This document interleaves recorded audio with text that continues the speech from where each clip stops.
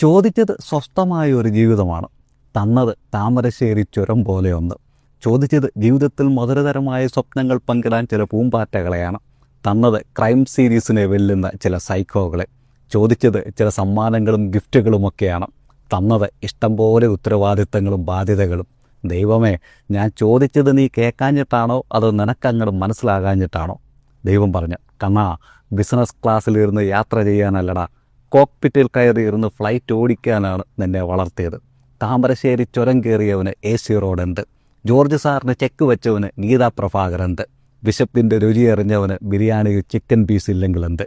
ചോദിച്ചതൊന്നും തരാതിരുന്നിട്ടില്ല, തന്നത് വേറെ രീതിയിലാണെന്ന് മാത്രം.